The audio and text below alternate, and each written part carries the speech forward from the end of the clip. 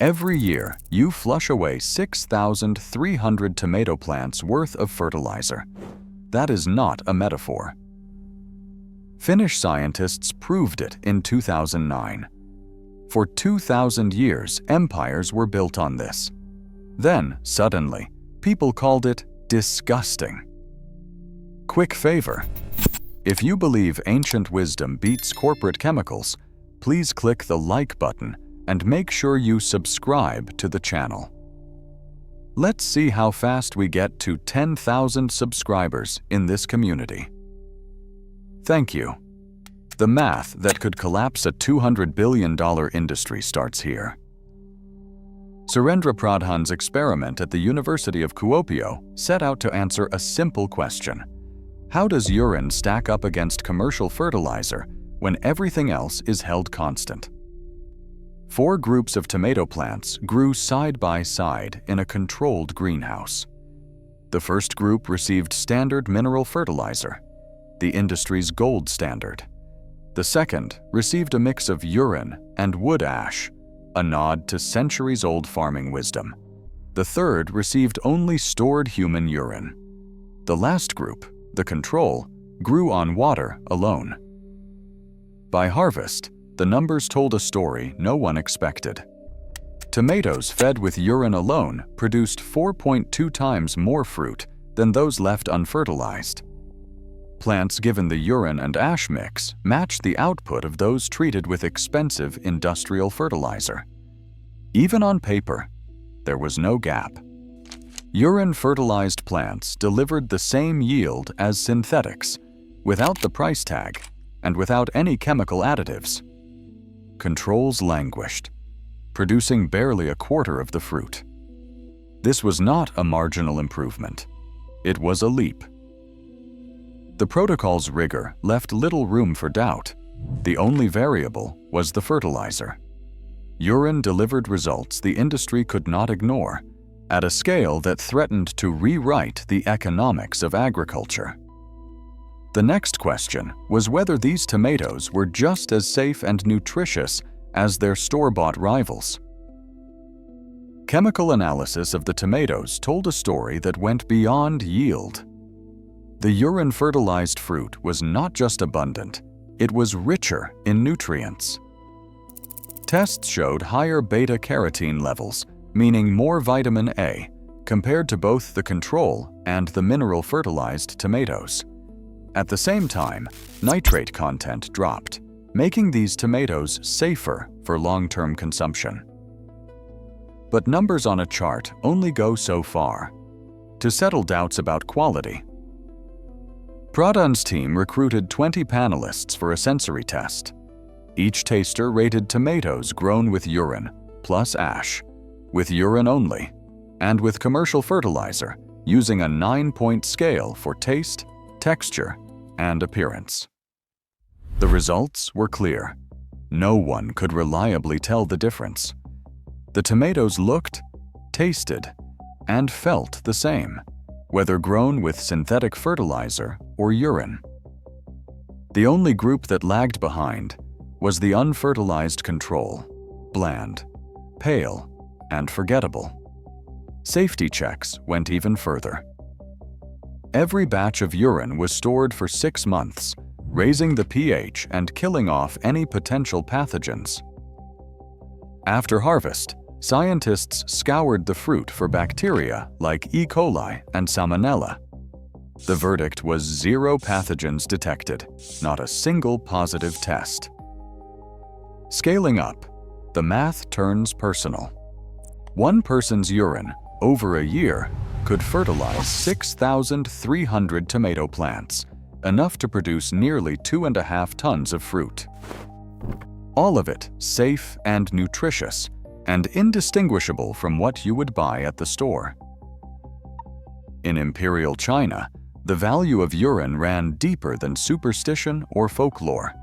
It was written into the very fabric of agriculture.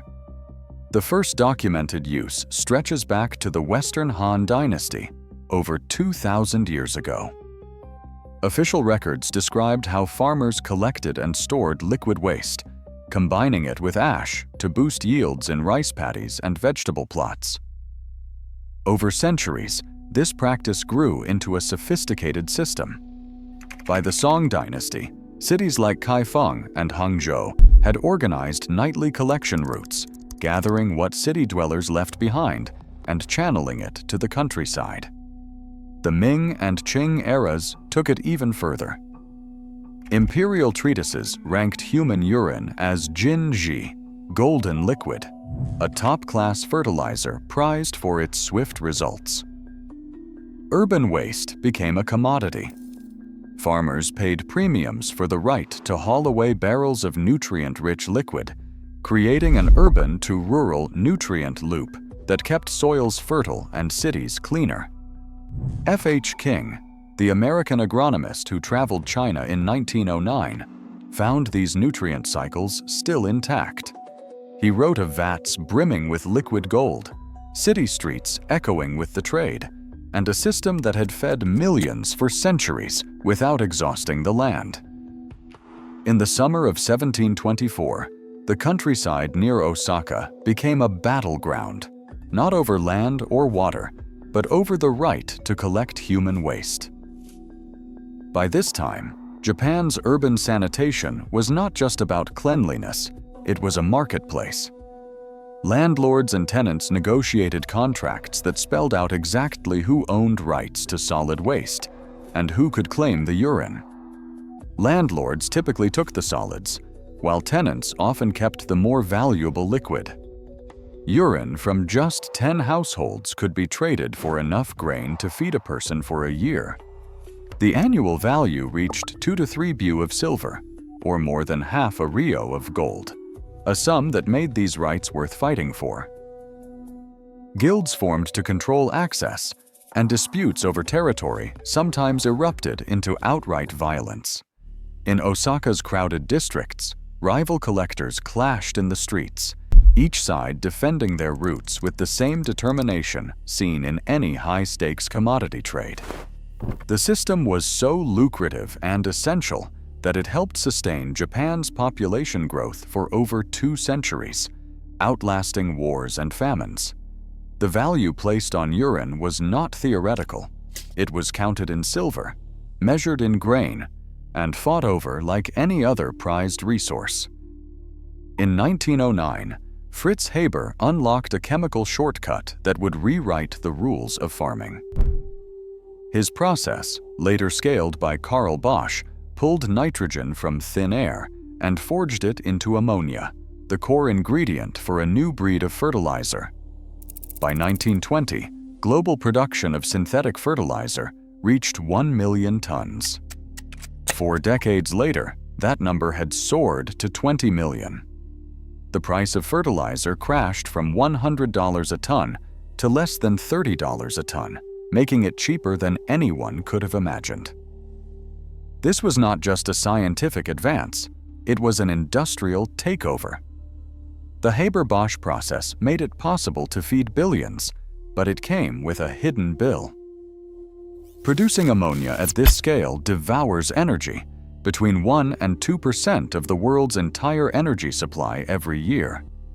The old closed-loop systems, where nutrients cycled from city to soil and back again, were swept aside. Instead, farmers everywhere were told to buy new bags of fertilizer every spring or risk watching their harvests shrink. The result is a global business model built on endless consumption, powered by fossil fuels, and dependent on a steady stream of synthetic nitrogen. The world's relationship with soil nutrients was no longer circular. It became a one-way pipeline, energy in, money out, and the real cost hidden beneath cheap abundance. In 2013, Debendra Shrestha at Tribhuvan University put urine fertilizer to the test outside the lab, on real Nepalese farmland. Sweet peppers were planted across 8 plots, each treated with a different fertilizer mix. The standout combination, urine and compost, produced plants averaging 54.7 centimeters tall, with 9.1 fruits per plant, and a yield of 553.9 grams. These were not greenhouse numbers. They were field results measured under the same conditions that farmers face every season.